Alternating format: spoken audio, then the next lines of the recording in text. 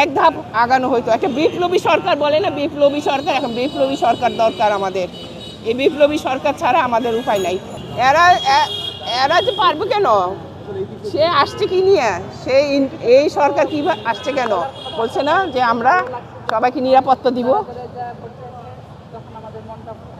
ওর প্রতিশ্রুতি দিয়ে আসছিল। এখন যদি নিরাপত্তা না দিতে পারে তাহলে তারা চলে যাক। আমার আশ্চর্য লাগে, ওই প্রথম আলো ওই ডেইলি স্টার পড়াইছে, আর এই জাহাঙ্গীরকে নামাইতে পারতেছে না। হ্যাঁ, এই জাহাঙ্গীরকে নামাইতে পারছেন। যদি সব আন্দোলন করতো, ঘেরাও করতো, সে কি পদত্যাগ করতে বাধ্য হতো না? খালি মুখে মুখে বলে, স্লোগান দেয় পদত্যাগ পদত্যাগ, কিছুই করতে পারে। ওদিকে পড়াই দিয়ে আসছে প্রথম আলো আর ডেইলি স্টার। হ্যাঁ, ওইগুলির মধ্যে বাহাদুরি দেখাইছে।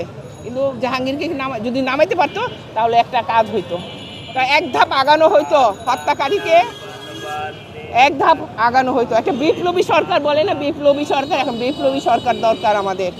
এই বিপ্লবী সরকার ছাড়া আমাদের উপায় নাই। আপনি বলছিলেন যে আসলে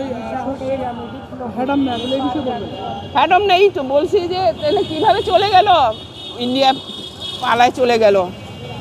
সে আর হ্যাডম থাকলে তো সে সীমান্ত সিলগালা করে দিত। সিলগালা করে দিলেই তো আজকে করতে পারতো। আজকে দেশের মধ্যে থাকলে আজকে তার মা বাপ ধরে, তার প্রেমিকা ধরে, তার বউ ধরে, তার ওই ধরে সেই ধরে। ওই ধরে কি হবে? আসল হত্যাকারী না ধরে, ওইগুলি ধরে ধরে কি হবে? ওদেরকে কি মৃত্যুদণ্ড দিতে পারবে? ধরে যদি ব্রাশ ফায়ার করতো তাইলে অন্য ভয় পাইতো।